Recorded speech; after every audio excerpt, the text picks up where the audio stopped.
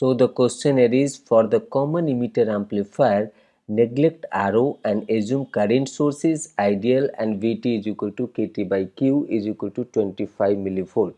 For Rs is equal to Rc is equal to RL is equal to 10 kilo ohm, beta is equal to 100 and I is equal to 1 milliampere. The approximate mid band gain VO by Vs is option A 198, option B minus 198, option C 40, option D minus 40। So यहाँ पर ये हमारा amplifier का circuit है and in this amplifier circuit we need to find out output to source voltage gain. तो अब हम लोग इसके डिटेल सॉल्यूशन यहाँ पर देखते हैं। तो सबसे पहले यहाँ पर गिवन डेटा को लिखते हैं ताकि कैलकुलेशन में आसानी हो। So given data is RS is equal to RC is equal to RL is equal to 10 kilo ohm. उसके बाद क्या है, बीटा है हमारा 100, VT है हमारा 25 मिलीवोल्ट, I है हमारा 1 मिली एम्पियर। सो यहाँ पर जैसे कि हम लोग जानते हैं कि ये एम्पलीफायर सर्किट में गेन निकालने के लिए GM का जरूरत पड़ता है।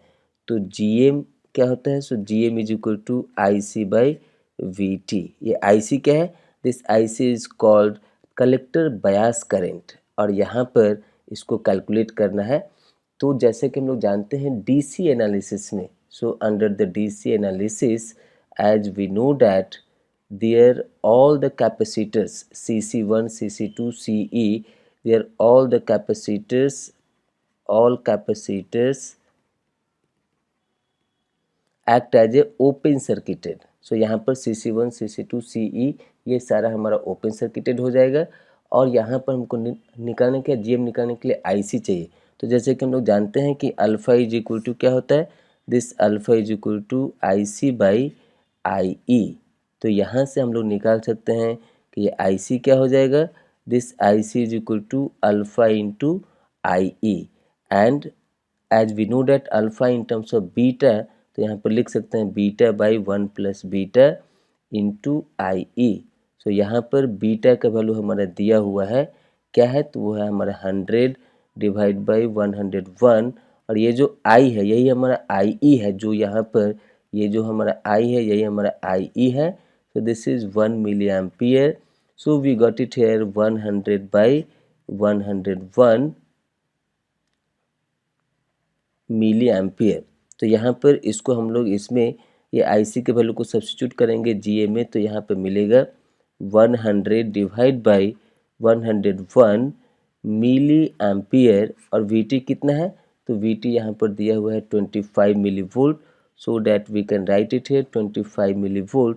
So milli gets cancelled and after performing the calculation we will get it here 39.60 milli ampere per volt. आप ये कैलकुलेशन चेक कर लीजिएगा इसका। और फिर यहाँ पर देखिए एम्पलीफायर के इनपुट सर्किट में ये इनपुट साइड में हमारा आर पाई है, तो यहाँ पर आर पाई का भी वहाँ पर गेन निकालने के लिए जरूरत पड़ेगा। So now we need to calculate their R pi. सो जैसे कि हम लोग जानते हैं R pi is equal to beta by GM और बीटा कितना है दिया हुआ, तो ये है 100 divide by 39.60 into 10 to the power -3। जब आप इसको कैलकुलेट करेंगे तो आपको मिलेगा यहाँ पर 2.52 किलो ओम। ये तो हो गया हमारा DC एनालिसिस का पार्ट और यहाँ पर गेन निकालने के लिए जो DC पैरामीटर का जरूरत पड़ता है वो हम लोग निकाल लिए यहाँ पर।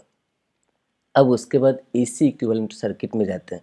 सो AC इक्विवेलेंट सर्किट में क्या करता है, at mid frequency all the capacitors will be short circuited as like CC1 CC2 CE, these all the capacitors will be treated as short circuited and all the DC current source would be open circuited। तो ये जो current source है I वाला ये हमारा open circuited हो जाएगा। all the DC voltage source should be short circuited मतलब ग्राउंड। सो VCC और माइनस VEE दोनों हमारा क्या हो जाएगा, ग्राउंड। यहाँ पर इसको हम लोग, ये है हमारा बेस का टर्मिनल, ये है हमारा कलेक्टर का टर्मिनल और ये है हमारा एमीटर का टर्मिनल। तो जब CC1 हमारा शॉर्ट सर्किट हो जाएगा तो बेस टर्मिनल और ग्राउंड के बीच में क्या है, तो VS which is in series with RS। तो यहाँ पे ये है हमारा VS that is in series with this RS और जैसे कि हम लोग जानते हैं कि AC इक्विवेलेंट सर्किट में बेस टू इमीटर के बीच में एक रेसिस्टर होता है जिसको हम लोग बोलते हैं आर पाई, और इसके अक्रॉस जो वोल्टेज अपियर होगा उसका हम लोग नाम दिए हैं वी पाई।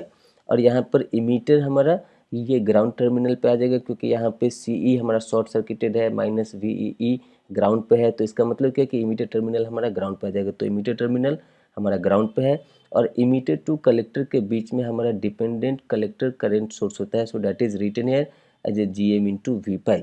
और यहाँ पर ये VCC हमारा ग्राउंड है, तो आउटपुट टर्मिनल और ये ग्राउंड के बीच में हमारा क्या आ जाएगा, तो एक RC मिलेगा। फिर CC2 भी हमारा शॉर्ट सर्किटेड है, तो आउटपुट टर्मिनल और ग्राउंड के बीच में क्या मिलेगा, एक RL मिलेगा, and this is their output voltage.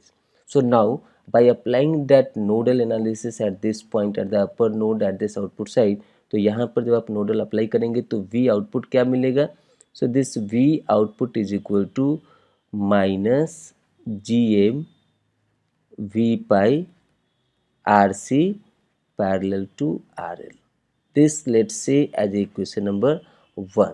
हमको यहाँ पर V पाई कैलकुलेट करना होगा क्योंकि GM तो यहाँ पर आ गया था DC एनालिसिस से। सो यहाँ पर V पाई कैलकुलेट करने के लिए क्या करेंगे, तो आप जब यहाँ पर इनपुट लूप में देखेंगे, so this VS is in series with this RS and R पाई। तो यहाँ पर आप वोल्टेज डिवीजन रूल लगा करके R पाई के क्रॉस जो वोल्टेज है V पाई उसको निकाल सकते हैं। तो क्या होगा, तो R pi divide by R pi plus RS into VS। सो यहाँ पर ये RS के कारण, ये RS क्या है, दिस वोल्टेज सोर्स का रेसिस्टेंस है, सोर्स रेसिस्टेंस है, तो इसके कारण इनपुट साइड में, एम्पलीफायर के इनपुट साइड में लोडिंग इफेक्ट आएगा, जिसके कारण हमारा जो गेन है, actual gain V output by VS वो थोड़ा सा रिड्यूस करेगा इस RS के कारण। सो यहाँ पर ये हमको V पाई मिल गया, R pi divide by R pi plus RS into VS। इसको हम लोग इक्वेशन नंबर 1 में डालेंगे तो क्या मिलेगा, this V output is equal to minus GM RC parallel to RL into R pi divide by R pi plus RS into VS। अब यहाँ से हम लोग लिख सकते हैं V output by VS output to source voltage gain, we can write it here minus GM RC parallel to RL into R pi divide by R pi plus RS। अब यहाँ पर ये सारे वैल्यू को आप डालते जाएंगे तो यहाँ पर आपको मिलेगा, सो माइनस GM का वैल्यू हमारा क्या है 39.60 into 10⁻³ into RC parallel to RL। So RC RL कितना है 10 किलो ओम है, तो जब दोनों पैरेलल में है तो क्या हो जाएगा, उसका इक्विवेलेंट हाफ हो जाएगा। So we can write it here 5 into 10⁻³ और उसके बाद फिर R पाई का वैल्यू कितना है, तो R पाई का वैल्यू हमारा आया था 2.52 डिवाइड बाई ये हमारा R पाई है 2.52 और RS है हमारा 10, सो टोटल क्या हो जाएगा 12.52 और kilo kilo gets cancel, so you will get this values. यहाँ पर जब आप इसको कैलकुलेट करेंगे, ये हमारा RC पैरेलल टू ये RC पैरेलल टू RL है, तो यहाँ पर 5 किलो ओम होगा, so that we can write it here 5 into 10⁻+3. So 10⁻+3 and 10⁻³ gets cancelled. So we will get it here minus 39.60 into 5 into 2.52 divided by 12.52। जब आप इसको calculate करेंगे तो आपको मिलेगा यहाँ पर -39.60, so that this can be approximated to -40. This can be approximated to -40। So यहाँ पर आपको समझाने के लिए हमने ये पूरा DC एनालिसिस, AC एनालिसिस, हर एक पैरामीटर को एक एक करके निकाल के दिखाया है। बट जब आप प्रैक्टिस कर लेंगे तो आपको एक्चुअल एग्जाम में इतना टाइम नहीं लगेगा। ये अभी सीखने का टाइम है, इसलिए हमने पूरा डिटेल में समझाया है, लेकिन एक्चुअल एग्जाम में आपको इतना टाइम नहीं लगेगा अगर आपका कैलकुलेशन फास्टर है तो सीखने के टाइम पे थोड़ा सा टाइम दीजिए, उसको सीखिए, और एक बार जब आप सीख लेंगे तो आप वहाँ पर अपने स्पीड को बढ़ा सकते हैं, कैलकुलेशन को फास्ट कर सकते हैं, एनालिसिस के स्पीड को बढ़ा सकते हैं। तो यहाँ पर क्या मिल गया, so this V output by VS we got it here as a -40। अब देखिए एक क्वेश्चन में हमने बोला था कि मैग्नीट्यूड ऑफ द गेन, लेकिन यहाँ पर क्वेश्चन में ऐसा कुछ भी मेंशन नहीं है कि मैग्नीट्यूड ऑफ द गेन निकालना है, तो इसीलिए यहाँ पर ये माइनस साइन को हम लोग लेंगे, क्योंकि कॉमन इमीटर एम्पलीफायर यहाँ पर आउटपुट इनपुट में 180 डिग्री का फेज शिफ्ट इंट्रोड्यूस करता है, तो उसके कारण से माइनस साइन यहाँ पर हमारा आया है। तो यहाँ पर देखते हैं कि ये -40 किससे मैच करता है। तो जैसे कि ये हमारा MCQ टाइप का क्वेश्चन है, तो इसका मतलब कि एक आंसर हमारा सही होगा।